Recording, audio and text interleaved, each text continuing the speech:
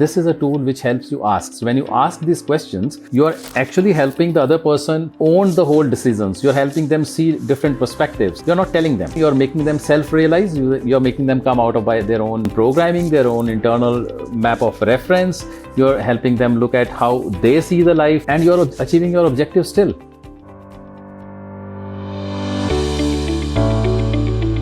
Where we believe everyone deserves a stakeholder-centered leader. Welcome to Conversations with Coaches, where top executive coaches talk about the leadership tools that shape their practice and then give them to you for free. This is a stakeholder-centered coaching production where we believe everyone deserves a stakeholder-centered leader. I'm Brandon Murgard, CEO and Master Coach, and I'll be your host as we take you inside the coach's toolbox. The best part of this season is you get to keep the tools. We're giving each resource to our listeners for free as part of our mission to measurably improve leadership around the world. You can download all the tools at mgscc.net/coach-toolbox. That's mgscc.net/coach-toolbox. And by the way, if you're a certified stakeholder-centered coach, you already have access to all these tools right inside your SCC Coach portal. So get yours today. My guest today is Inderjeet Singh, the founder and CEO of Grow More Avenues. He's a coach trainer, an executive coach, and a consultant. An engineering graduate from the prestigious Indian Institute of Technology, he has accrued more than 30 years' experience in functions such as sales, marketing, management, and entrepreneurship. He is an ICF Master Certified Coach, an NLP Master Practitioner, and a Marshall Goldsmith Certified Coach, as well as our longtime business partner in India. Inderjeet is the founder of Grow More Avenues, a coach training and coaching services provider. As a coach trainer, he has more than 10,000 hours of coach-specific training experience, which he translates into simple yet effective ways of teaching his coach training programs. As a trainer, he delivers long-term programs like Grow More Coach Model 1 and 2, as well as short-term programs like Being a Manager and Coach and Coaching for Sales Excellence, which are designed to turn participants into professional coaches. He has trained more than 1,000 professionals in these ICF credentialed programs. He's been a Marshall Goldsmith Stakeholder-Centered Coaching Partner since 2014 in India, being instrumental in bringing stakeholder-centered coach training to more leaders. He does this by walking the talk, either by spreading the perspectives on leadership taught by Marshall Goldsmith, by leading the mentorship program phase of the stakeholder-centered coach training, and by sharing for helping executives become better leaders and more wholesome human beings. Inderjeet, thanks so much for being on the show. Thank you. Thank you, Brandon. That was very nicely said, and I feel humbled. Thank you. Inderjeet, I think we're coming up on a pretty significant milestone in our work together, aren't we? You know, this is right near the end of 2024, the beginning of 2024. Next year is going to be about 10 years partnering with you in India, which, as I have seen, has become quite a hotbed for companies hiring coaches. Is that right? Of course, definitely. Coaching is really happening in India. And I mean, almost every leader is aspiring to have a coach, I would say. And and coming back to our association and partnership, it has been a decade, right? And it's a great milestone, I must say that. And I still remember how it started in 2013. I was, struggling with some business side of my own. And Brandon, as you know me already, I've been a business guy all my life. My focus has been business purely. And so 2013, I was figuring out what to do, how to expand my business. And then somebody told me about Marshall. And then I wrote to Marshall and how Marshall connected with me with the team over here and how it all translated so beautifully. I still remember it's like a fairy tale. It's like a journey that I wish everyone should have. Yes, I remember it fondly as well, and I have a different experience along the way, but I do remember the first time that we were fortunately in contact as we were doing work there in India. and thinking, man, it would be so much easier if we had someone here who could, help us navigate the complexities. And that started in about 2014. So maybe you can share with us kind of the landscape leading up to that point. Yeah. So and what people often ask me is that how come an engineer, what's the engineer doing in coaching space? Because, that's more like softer side, working with leaders, helping them grow and improve, change their behaviors, etc. For me, it was not like for some people, it's like, this was my calling. I discovered this as my calling. It was never like that. For me, it was more like business. And so I was in a training business, and 2009, somebody told me, hey, why don't you become a coach? And I said, what is that? Because it was in 2008 or 9, being a coach was a very new thing in India. And we were, hardly there were probably not even 100 coaches, I would say, right? And people who would call them as coaches were actually not coaches, right? So, so what happened then, I signed up for a program, I became a coach, and then I stayed in that space for 4 or 5 years. So 2013, I decided, let me start my own coach training, because I found there was a lot of scope of delivering a higher quality learning experience for the people who wanted to become coaches. And so 2014, as I would say, had been a lucky year for me, because I started my ICF coach training. And at the same time, I started working with you guys, right? Yeah. And I still remember when I was interacting with you people, we just had 1 or 2 email exchanges, and you said, okay, we are good. We would like to work with you. And then I said, okay, so let's plan a program. And then I said, okay, I'll market your programs in India. And then I said, look, there are some people who are willing to sign up. How do you want to go about it? And you said, go ahead, take the money in your account. I was like, okay, you trust so much. So that was really powerful. And what I have seen is that people look at Marshall all the time, and I really appreciate, and I've had so many interactions with Marshall in person. But I want to highlight the team behind the Stakeholders and Coaching, Frank, you, Brandon, Julian. You guys have been great, right? And you guys trust others like anything. And I've been really, I feel indebted that way. And so I look up to you guys from that angle. Oh, it's beautiful. Thank you for that, Inderjeet.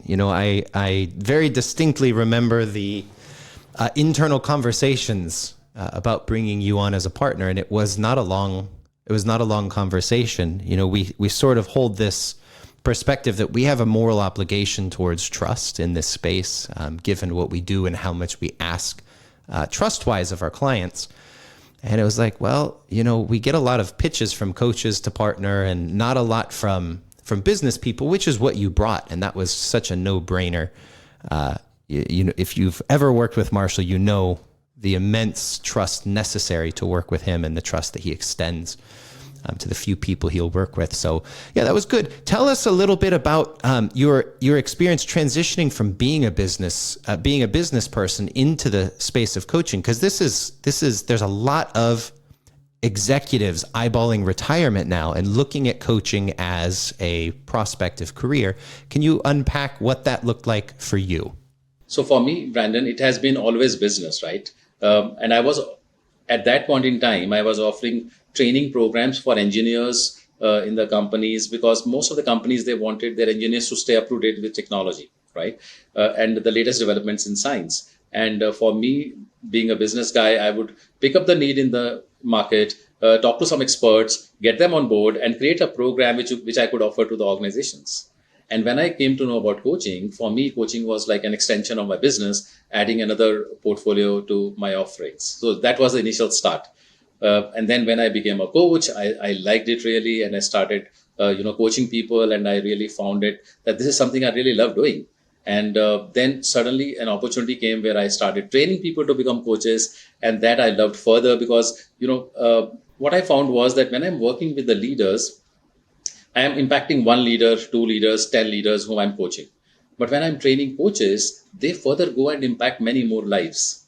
Right? So that kind of became a mission for me, that how I can train more and more coaches and make them the best coaches, so that they can really go out and impact hundreds and thousands of lives out there. So while it was a business idea, and it still is a business idea, it slowly, kind of became my calling, my mission, and that's how it happened for me. And I believe your question is more about how a lot of executives are planning to get into coaching space and how can they transition into this. And this is a question people have often asked me. I've trained, as you mentioned earlier, more than 1,000 people for ICF, close to 500 for Marshall. So, and everyone has literally asked me this question, right? So I believe that if you are an executive who wants to transition into coaching, there are few things that you must look at, right? Two things basically. One is credibility. When you go to the market, to the potential clients, they are going to look for credibility. How credible are you? Okay. Credibility comes from your past experience. You have 30 years, 25 years of corporate experience. Credibility also comes from the certifications. Credibility also comes from getting associated with a brand, right? So I would recommend that you look at right kind of certifications for yourself. That's the first thing. The second thing is the skill, because credibility will get you a foot in the door, but what will get you repeat business is the skill. For if you don't deliver results, then obviously you can't expect right testimonials, right referrals, or a repeat business. So I believe that these two things are most important for someone to look at if they're looking at becoming coaches: the right kind of credibility and the right kind of skills. And what were you noticing as someone outside the industry coming in with a business mindset? What did you actually notice about the way that coaches were operating in this space? So there was a lot of confusion and chaos, I would say. And exactly that's what really prompted me to get into coach training, because I found that there was a lot of jargon. Somebody's saying this model, that model. In coaching industry, there was a lot of confusion, and every coach training company is offering their own model, right? And that I found, and at the end of the day, people want to get into the ICF certification. And that was, I'm talking about 2009 till 14. And I found that people get crazy about certifications, but the skills are equally important, right? So therefore, I wanted to get rid of that. I wanted to create something which was very simple and yet powerful and can bring results and give confidence to the coaches. Because I found that even after getting ICF certifications, a lot of coaches were not really confident about their ability to deliver results, right? And that kind of prompted me. And as I said, the luck would have it, I was lucky and fortunate to offer coach training for ICF. And suddenly I also met Marshall and your team. And I could offer both the programs to people which are world-class, right? And can bring results for people. So people with your type of background, coming out of business, eyeballing the coaching industry, it sounds like you're saying they need credibility and they need to actually have the skill to deliver what they say they can deliver. And this perspective started to be formulated around 2009. Has that changed since then? Or what have you noticed in the past, say, 10 years of this developing? I would say that this perspective is kind of similar because, as a coach, now that also, when I might be digressing a bit, but I believe that many people who want to come into coaching space, they look at getting certified and they look at getting the skill. But what they forget is that becoming a coach is like a business, like running a business. You are an entrepreneur, right? So when you're running a business, it's not just offering services. Becoming a coach, learning how to coach is just a service you're creating. But running a business means you need to have a marketing, you need to have sale, you need to have after support, you need to have invoicing, you have to accounting. So there's a whole lot of thing around that. So as a coach, if you are really aware that you are running a business, then that will make a lot of sense for you. It's not just getting the certifications, right? That's one thing. And the other part is that at the end of the day, when you approach the client, how do you approach the client makes a lot of difference. And I believe that the skills and the credibility gives you a lot of confidence when you reach out to the clients. Okay. Another facet which I've also seen is, and this might be my opinion, but I've seen it getting validated many a times. Most of the organizations, when they hire a coach for their business leaders, right? They hire a coach because they want the leaders to change their behaviors. Many people ask me, coming from the business background, will we be able to become a good coaches? Because, there are a lot of HR professionals who are becoming coaches and they are from HR. And so therefore they are more competent. They are more aware of human behaviors and stuff like that. And I found that it is actually the other way around. Organizations, they prefer coaches with the business background because they are getting the leaders whom they are getting coached are business guys. That's another tip that I would like to share here. Yeah, we find that overwhelmingly to be true. Good. Something else I'd love to dig into, Inderjeet, is your perspective on the coaching market in India. And the reason I want to ask this is I have a very unique perspective by the numbers, but this is far from a complete perspective. You're there, you're seeing this happen in real time. So what I've noticed is that the market in India for coaching has exploded far beyond what anyone has predicted would happen. It's becoming a major hub for coach training, and it's becoming a major hub for organizations hiring coaches. It seems that it is becoming far more ubiquitous in India to have a coach in your organization working with your senior leaders, more so even countries like the United States, where we were very early adopters of the service. What have you seen in terms of the expansion of the coaching market in India? Yeah, Brent, you're right.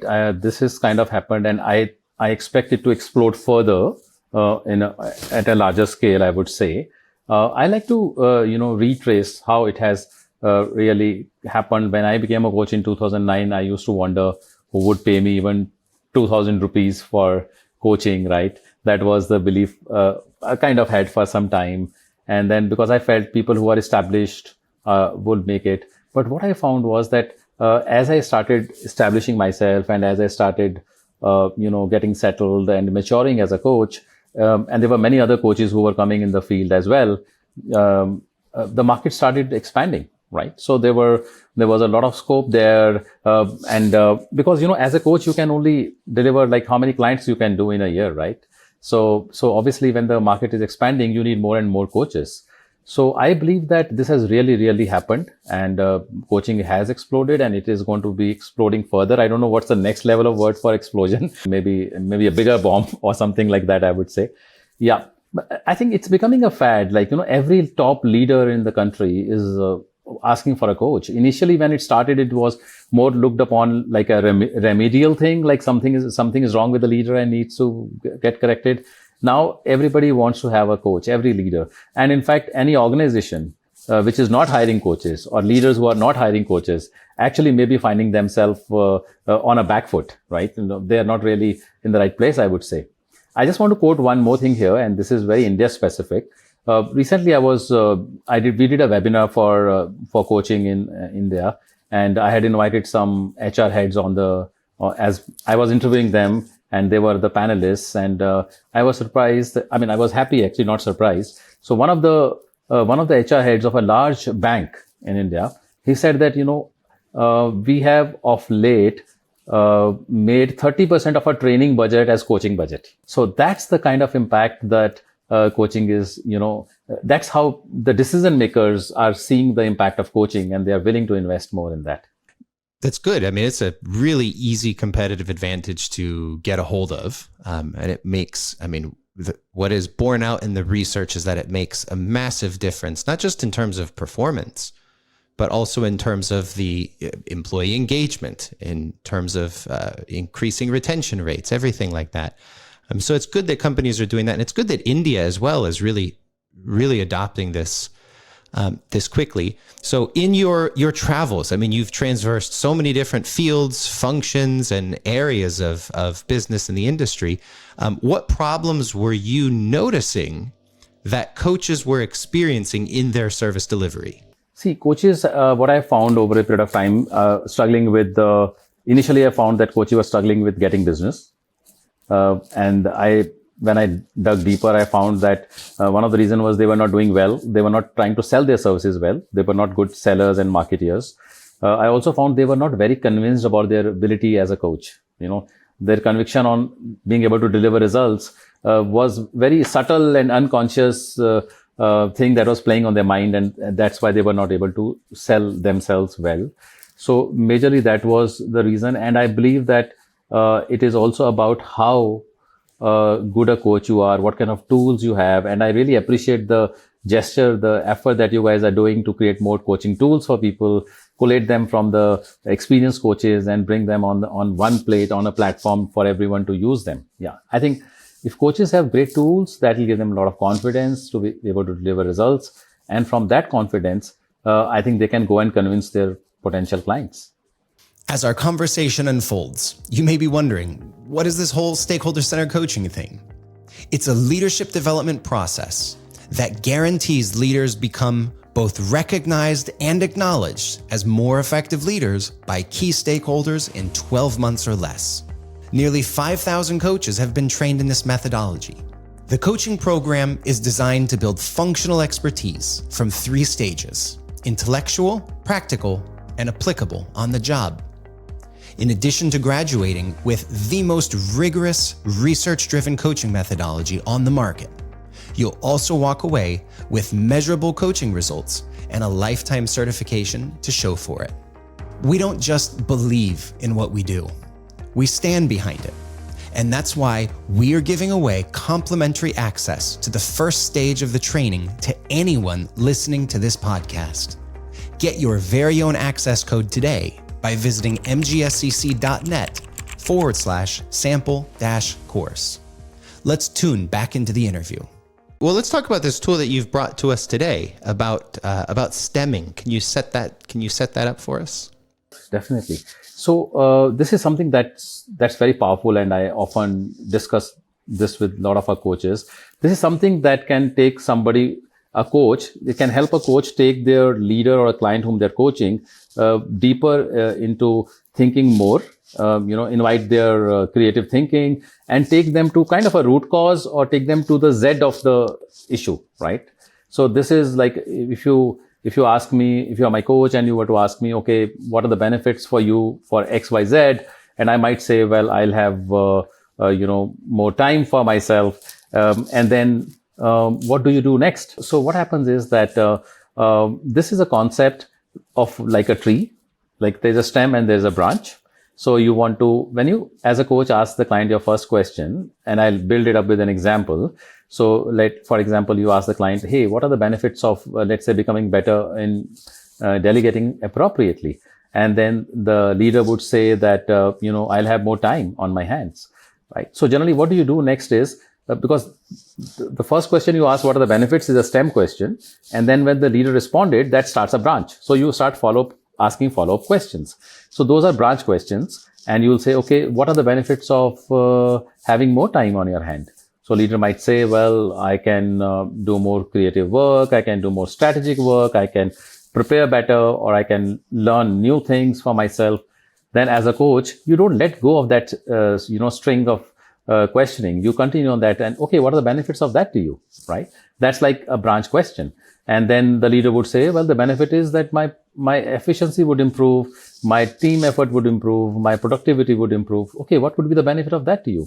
Well, the benefit of that to me could be that my effort might be recognized, I might be considered for the next role, I might get promoted. So you have really helped the leader see multiple benefits of that just one act. So you have taken them to the gist of where it could go.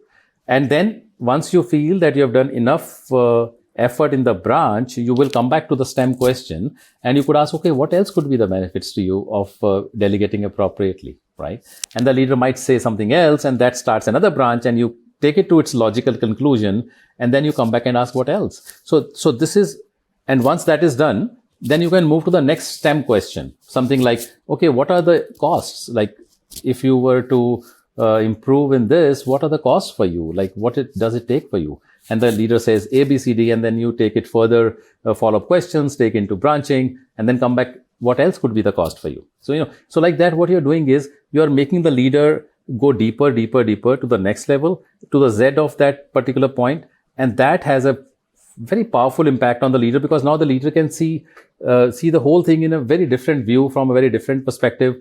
It can make the leader think 360 degree around that. That's how I would say. And that's what our job is as coaches, right? Perfect. So this helps coaches ask better questions to get to the impact of change more quickly and more efficiently. Is that a fair way to summarize it? Absolutely. Thank you for saying that way. Well, Inderjeet, would you be willing to just do a quick test here in front of our audience? I can tell you something I'm trying to change, and you can demonstrate with the stem and the branches. What do you think? Why not? Definitely. I would love to do that. Okay, let's go for it. All right, lead us, Inderjeet. I'm here for you. Okay, so Brandon, what is it? By the way, before I go there, I want to set the context. This is something you can use anywhere in the stakeholder and coaching process. And right now, I'm going to demonstrate it, how you help the leader do an analysis around what goal to pick up for getting coached. Perfect. And do you want me to pick a leadership goal? Do you want me to pick a personal goal I'm working on? How would you like to demonstrate it? Anything, because this is a tool. Tools are like formulas, right? They'll work everywhere. I'll pick a personal, something I'm working on is just, improving my flexibility and mobility, because I want our listeners to, it's readily apparent to anyone looking at this document how meaningful this can be in coaching leadership. But I would like for all of you listening at home to understand this can be used in parenting. This can be used in your local political town hall. This could be used anywhere where someone is trying to make a meaningful change. So Inderjeet, I'm working on improving my flexibility and mobility. As we said in your intro, you want to help people become more wholesome human beings. And I would like to focus on being able to crawl around on the floor and hide under cabinets with my kids. So mobility and flexibility. Great. So Brandon, what are the benefits of, if you were to become better in being flexible and mobile, what are the benefits to you for that? Yeah, the biggest one is just it's going to be easier and less taxing to do like rough and tumble play with my kids. That's pretty important to me. Okay. And if you were able to do that, how would that impact your life? Well, I mean, obviously it's going to strengthen the relationship I have with my kids. Right now they say, "Daddy, come and play in the closet." They like to turn off the lights, play with flashlights. And, in one particular closet, I can just barely stand straight up. They're down on the ground crawling. And if I could get down there with them, I think they'd feel a lot more like I'm there and active with them. So strengthening relationships for sure. Okay, great. And what do you see are the benefits of that for you, of strengthening relationship with your kids? Well, I think both of them would grow up with more psychological safety. I'd say this is important for my son, who is extremely hyperactive. He's a chip off the old block. That safety would be important for my daughter, because the world she's growing up in is not, I think the world she's growing up in, I hope, goes through pretty positive changes. And in the meantime, she should have that safety. I think they'll grow up more well-rounded. They'll have a better anchor in the home. They'll feel, I think overall, they'll just feel more rooted in the family. Okay. And if they were to grow up with a lot of psychological safety, well-roundedness, and rooted in the family, what impact would that have on you? Let's look at various other aspects, like, how would it make you feel? What else can you do with that feeling of confidence or whatever you are getting? Oh, wow. You know what, Inderjeet? If I were to fast forward to the end of this movie, it will make, this is a little dark, but it would make dying a lot easier. Like I would be able to rest in peace, so to say, knowing that I did my best. I did what I knew needed to be done to maximize the impact a father can have on his kids. That's really powerful. Thank you, Brandon. I want to take it a bit ahead. Are you game? So my question to you is, that's future forwarding it to future, right? How it is going to, right now, when you have this assurance that your kids are going to grow up as well-rounded, rooted, psychologically safe, they'll feel when they grow up. What can that do for you now? That assurance, that confidence that this can lead to that. Yeah. Parenting is such a nebulous thing. I think it was my mother actually who said very wisely that you're just dumping all this energy, resource, effort in, and you don't know the return or whether you even made the right decisions until like 25 years later. And then it's like, well, it's already gone. And that haunts me. That will keep me up at night. And so being able to turn that down by 10, 15% would have a huge impact on my ability to sleep and my ability to have energy during the day. And that translates to more impact here in our networking community. Like, yeah, this is really a no-brainer now that I look at it. I'm glad to see that. So, what else, in addition to, having better relations, what else do you think be the benefit to you of being flexible and mobile? Oh, yeah. Well, my wife is a yoga and Pilates teacher and has always asked me to get into it with her. I've done my very best and it's just never stuck. But I know it would be impactful for her if I attended either a class of hers or a class with her. Yeah, she'd be happy about that. So being flexible is you will make time to be with her in her class or with her class. Okay. And how would that impact your relationship with her? Yeah. Um, I think in just a handful of classes, she'd start saying, "Okay, honey, thank you. Stay home now. Good job." But she'd feel more supported. Yeah, that's definitely a big one. Then she won't be nagging you all the time, right? At least after a few classes, she'll say, stay home. But that thing gets ticked, right? Yeah. Okay, great. So moving on, Brandon, what do you think is going to take you to be flexible and mobile? What is the cost? Oh man, it's 5 minutes a day, 7 days a week. Like this isn't hard. I mean, even going through this, I realized like, come on, I'm losing more than 5 minutes a day thinking of how to solve these individual problems. If I just put it into this, I'm actually going to make a big, this was both a good idea and bad idea. Inderjeet. It's 5 minutes a day. That's it. That's it. Yeah. I mean, and is that really tough on you? Oh man, no, Inderjeet. I have quality excuses. That's the problem. When I come at this, I always just think, I think about it when I notice it. And when I notice it isn't when I'm running around with the kids or when my wife is off at yoga. It is when I'm doing my own exercise routine. And I think, I just wish I could move a little bit more this way or that way. But linking it to what I really want, which is family impact, it really brings the cost. It puts the cost in the background and the benefits in the foreground in a way that I hadn't really thought through. In a way I hadn't thought through before, Inderjeet, but I know this stuff. This is what we teach.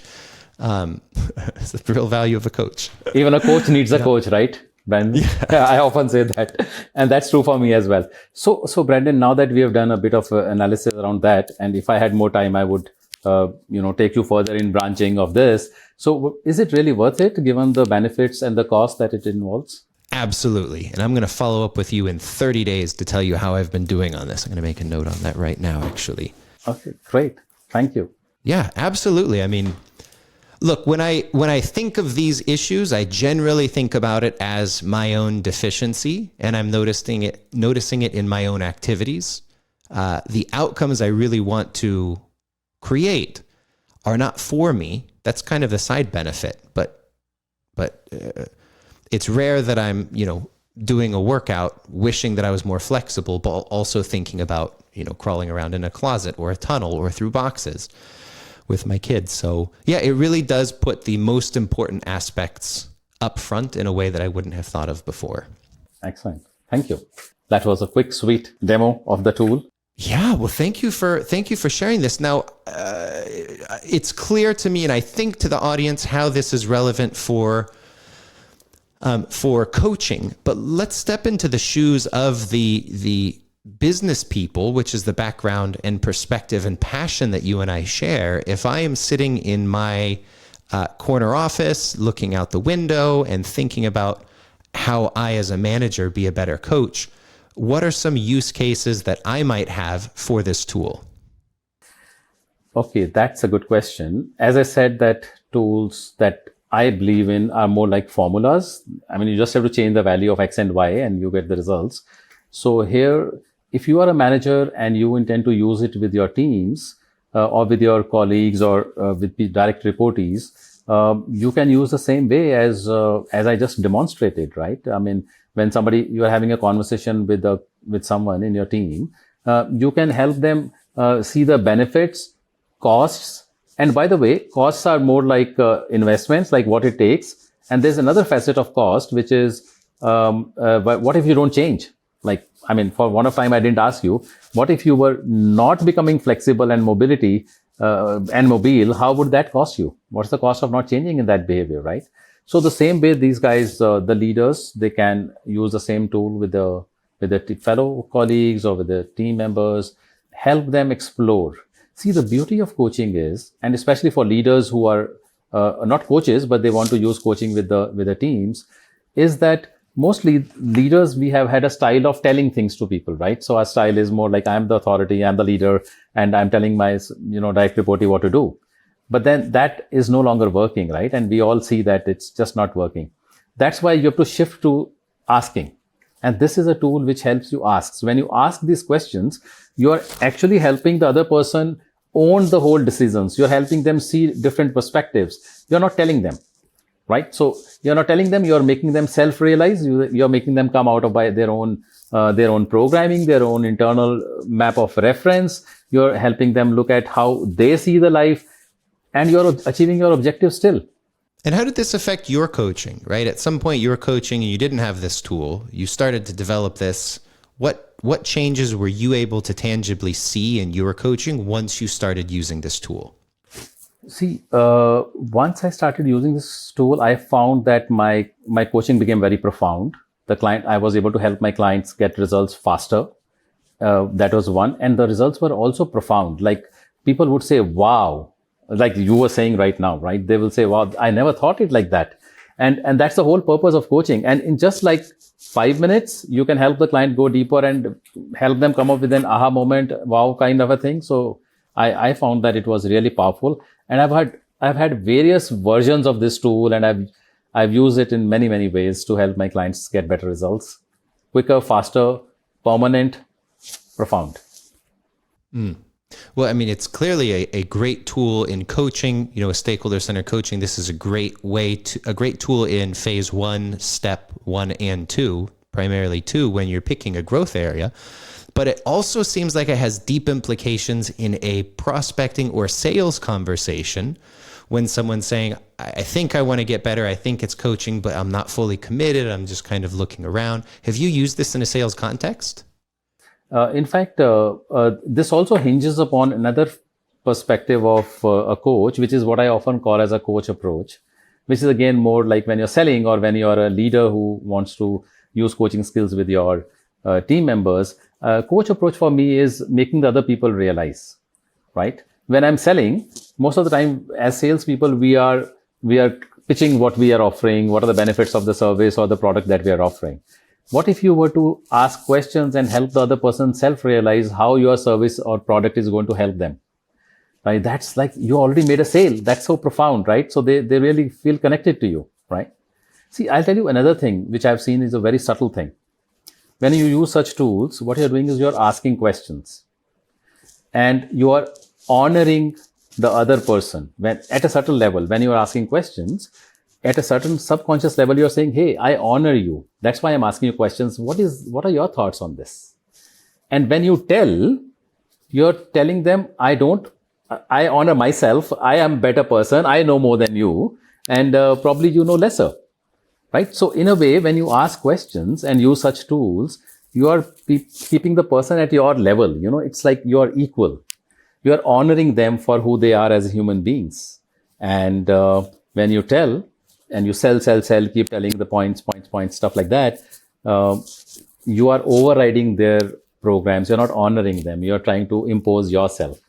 That at a certain level doesn't land well. If you were to use this approach in your sales, you'll find that your selling is improving. Your people feel connected with you. They like you. They want to work with you.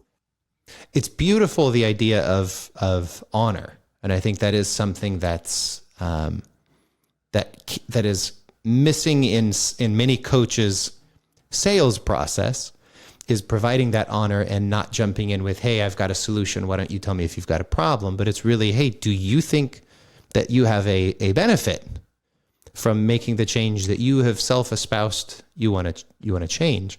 And then letting them come up, like the whole idea of fast forwarding the tape all the way down to death, which, again, sorry to keep bringing it back to this. One of my like irrational fears is I don't really want to die alone. I don't want to be kidnapped and off in a field somewhere. And the idea of, this is going to be cut, by the way, the idea of fast forwarding to the end of life and seeing like, how are you happy that you spent the 5 minutes a day? Like what a scary, profoundly jarring question to ask. And so tell me about your experience using this selling in India, because this is also an area that you have great expertise. Yeah. So Brendan, thank you for bringing that perspective up. And I would say that when you were speaking, I was getting another thought. This could be slightly digressing, but might be useful for the audience. I remember one incident when I was presenting stakeholder-centered coaching to a group of coaches. And so after the presentation happened, so one of the coaches, he came to me and he said, Inderjeet, I like the presentation. It's great. I have a question for you. I said, what is that? He said, this is good. You need tools, you need certifications, but how do you get the clients? And I said, okay, so let me ask you a question. I didn't tell him. I responded by asking questions. I said, let me ask you a question. So when you approach your potential clients, what do you tell them? Like, what will your service do for them? And he said, I tell them, like, look, I can help you change your behaviors. So, he started giving me that sales pitch that a coach would for a potential client. And then I said, okay, I appreciate, this is great. This is what you're doing. How about doing this for your own self? Right? So you have a problem. You're not able to sell. How about getting coached on that? Right? So because you've got a great powerful tool to help other people grow and change the behaviors they want to, and you're struggling with something, you can get coached on that, right? And that's what I've seen a lot of coaches, and including me at times and in the beginning, we don't self-coach. We don't reflect on our own self. We don't want to get coached ourselves. So I believe that consistently learning, growing, reflecting, coaching yourself, getting coached should be integral part of us being coaches. How does that work in your life? How do you go about your own self-coaching and maybe even self-care routines as a coach? Yeah. So see, I think that's the process which is how every human being has grown in their life. Let me take an example here. We go to do workouts in a gym, right? So when we go to do a workout, we start our workouts. We set a goal for ourselves, right? We set a goal that, I want to lose weight, or I want to gain muscle, or I want to do whatever, right? I want to run a marathon after 3 months, so I want to build my body like that. So we set a goal. And then we start a fitness regime, and we do that for 2, 3, 4 weeks. And then we take a pause and reflect upon that what is that what I'm doing working for me or not, right? And if it is not, then you try and make changes. And that's how you achieve your targets and goals there. And that is true for every human behavior to change. And that's what coaching is all about, right? So what I do is I take a pause. I try to look at where I'm heading. I take a pause. And this has become a part of me now. Earlier, I was very deliberate. I would do periodically, mark it on a diary and a calendar. But now it comes immediately. So, I'm trying to listen well. And if I made a mistake, if I've spoken something differently to somebody which I should not have, some neurons in my brain, they immediately tell me, and I'm very reflective. So I think by practice, we can do that. And initially, it's a good idea to be reflective periodically. What are you doing right in your coaching? For business development, to develop your skill as a coach, ponder over your coaching conversations you're having with your clients, maybe record them sometimes and listen to your recordings, so, and see the thing is that as coaches, we all know what coaching is. The problem comes in doing, right? I know I don't have to judge people. I know I have to listen well, but how good I am at doing it, right? So that you can only do while you reflect. So don't beat yourself up. Don't feel bad about it. We are all work in progress, but then we should be work in progress, which means we should reflect, right? I love talking with engineers like you, Inderjeet, because just every conversation reveals a process in your mind. So let's invite the audience to participate in this by issuing a challenge of self-care. Using our business background, we know that coaches largely are struggling with selling. They're struggling with marketing. They're struggling with promotion, with pricing. A lot of the business facets. Very rarely will a coach say, I'm actually not a very good coach. I need help with that. Usually I'm not a great business person. So let's issue that challenge right now. Ladies and gentlemen, if you are listening in at the gym, if you are tuning in on your commute, think about what it is, the big business challenge you have in your coaching career. If you're a manager, a leader, an executive, what's the challenge that your behavioral challenge you're working on? Personally or at work. And then Inderjeet, walk us through the steps that the listeners should take to actually set forth this 4 to 6 week plan, build in reflection. What would that look like? Sure. See, one basic concept is that if you have a coach, work with the coach. That's the simplest thing. Like if you already have a coach, or if you don't have a, hire a coach for yourself. That is one simple thing that you can bring in. When it comes to self-reflective practice, what I often do is, like, I list down, okay, you know what, I want to improve my listening, or I want to improve not judging people, right? I want to become less judgmental, or I want to improve next time I when do a sales pitch, I want to ask more questions, let the other person realize, speak less, let them speak more, stuff like that. So whatever area that I want to work on, what I do is I pick up one question for myself. Like, for example, what is it that's stopping me from doing this? What is it that I need to do more of to become successful here? Or what is it that I need to stop doing? Or, what is it that I need to start doing? So I'll just take one question and stay with that question for 3-4 days, right? So I'm traveling, I'm talking to people on phone, I'm eating food, I'm watching TV, I'm going to gym. So that question stays with me. So whenever I get an opportunity, I reflect upon that question, right? And that, then if I get a new idea, I write it down. And so I stay with that question for 3 days. Let's say I said, what I need to stop doing in order to become better at this. So I'll think of that for 3 days. After 3 days, I'll change the question. What I need to start doing.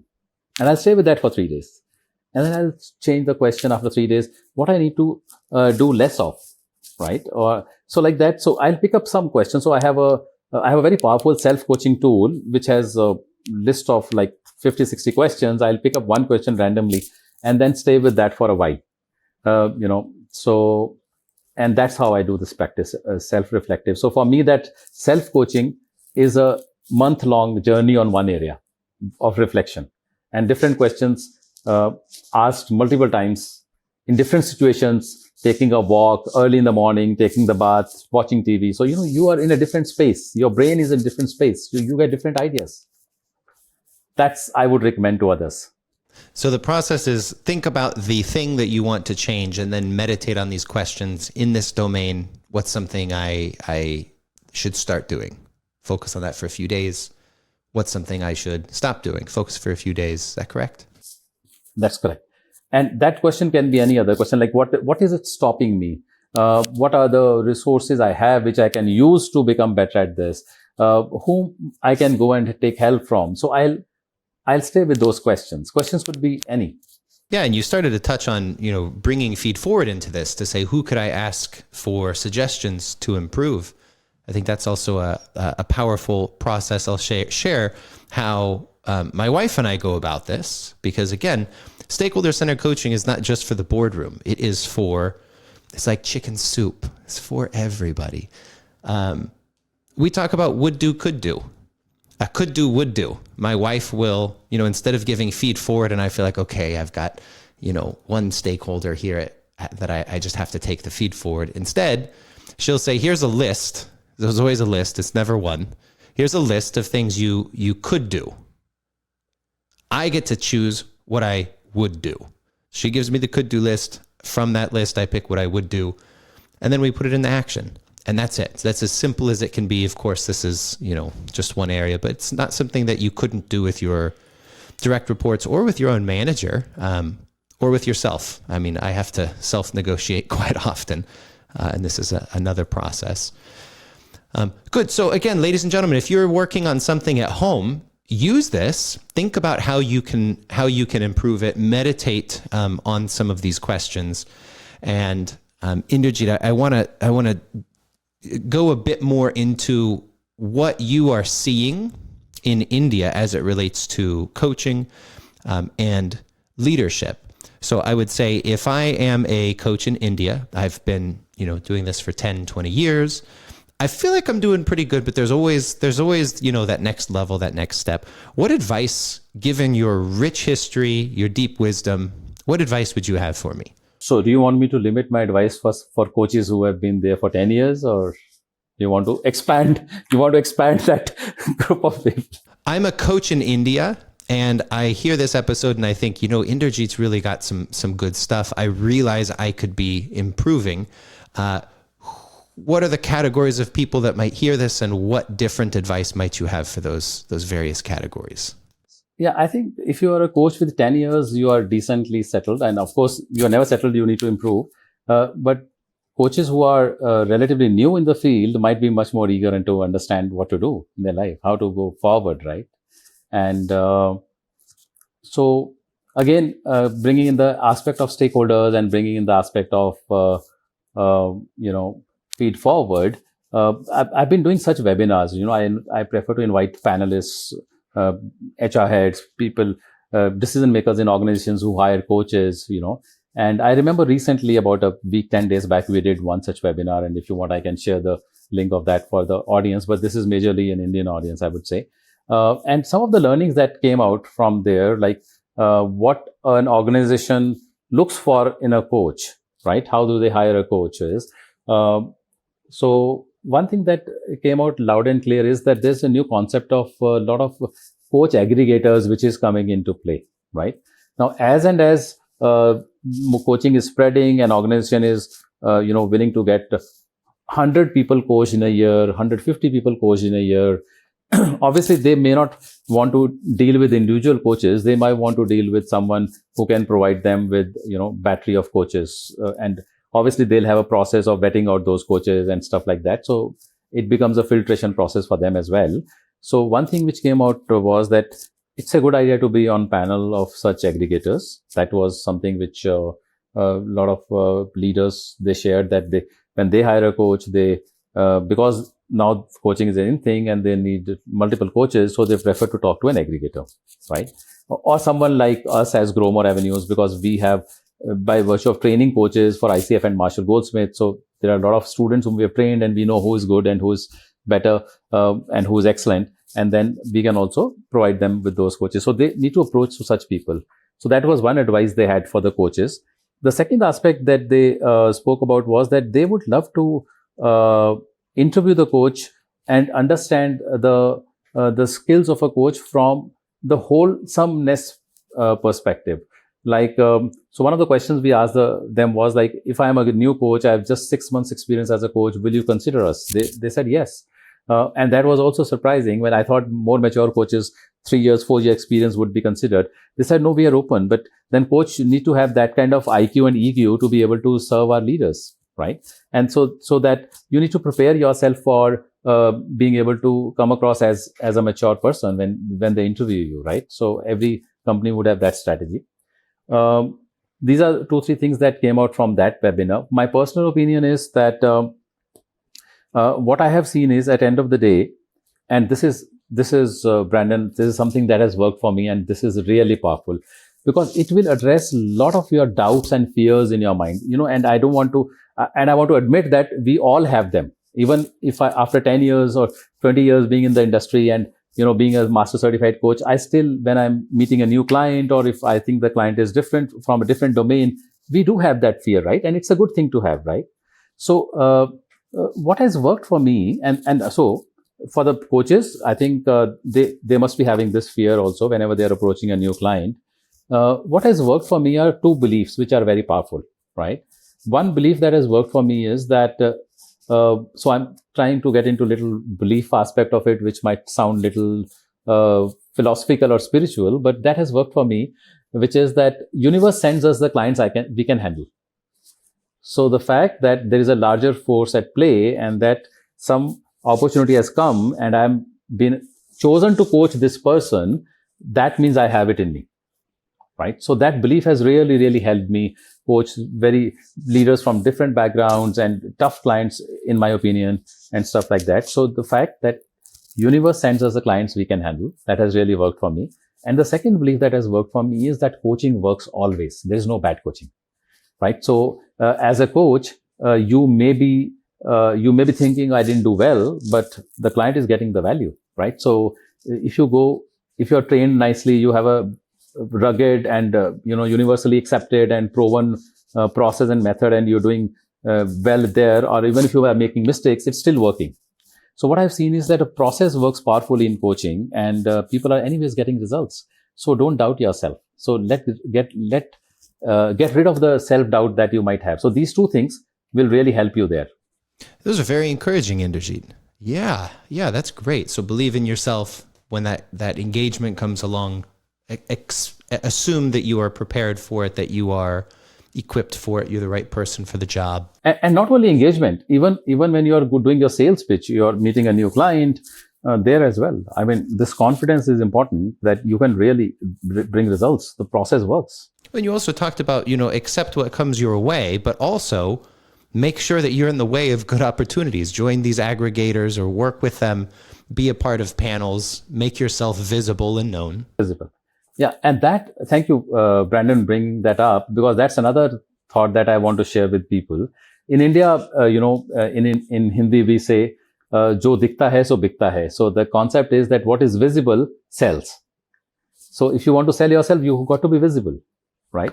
So you got to be visible on social media, you got to be visible on writing blogs, you got to be on some panels, or you want to be in networking meetups, or wherever there's an opportunity, you need to be there.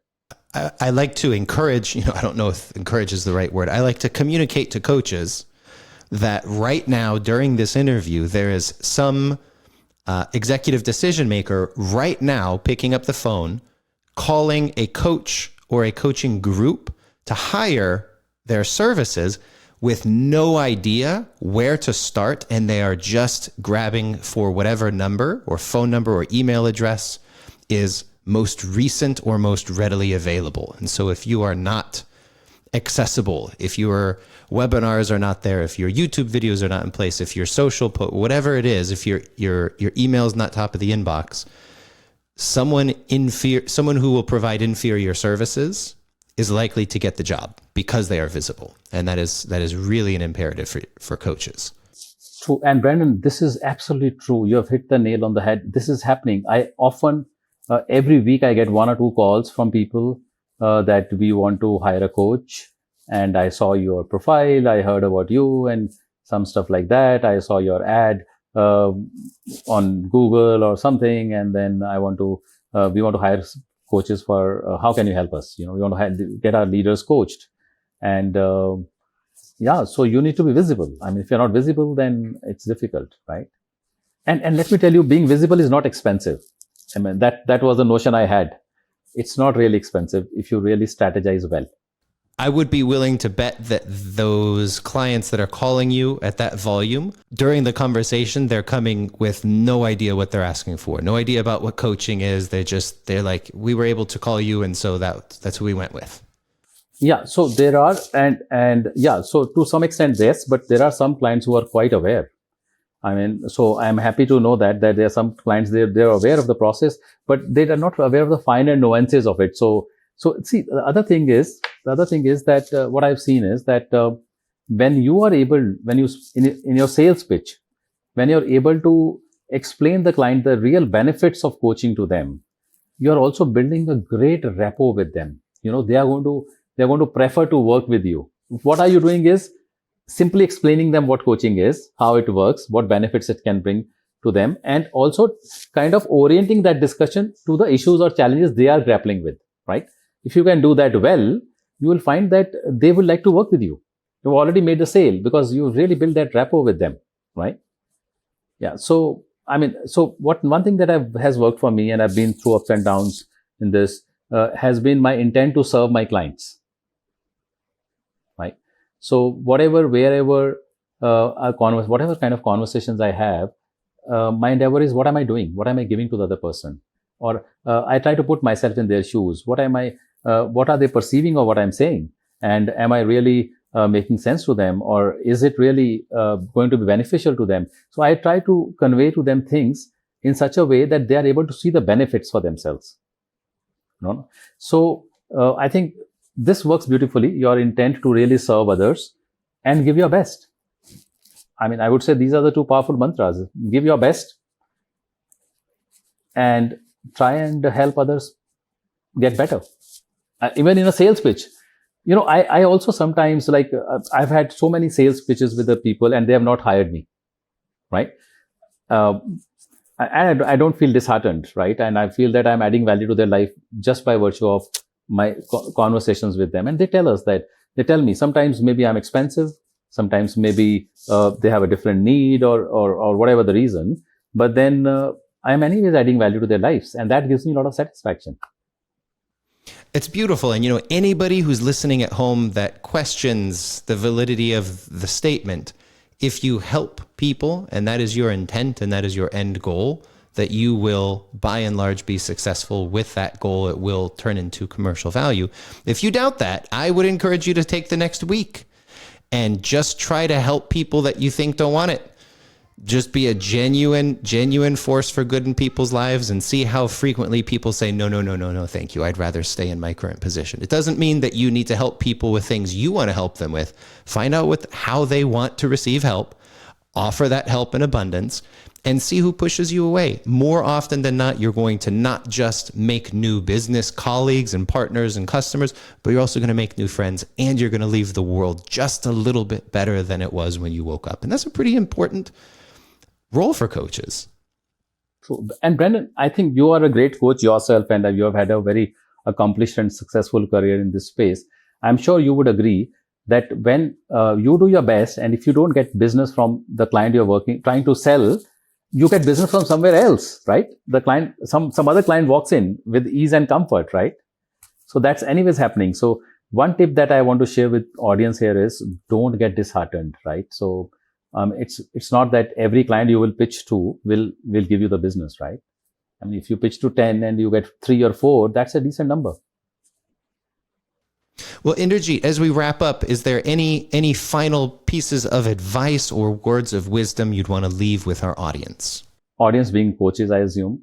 For coaches, what I would say is that don't doubt yourself and try and continually improve yourself. Know that becoming a coach is a business. You are an entrepreneur, not just acquiring that skill. And try and improve wherever you need to improve. For people who are not coaches, I would say that coaching is a great thing that they have not tried.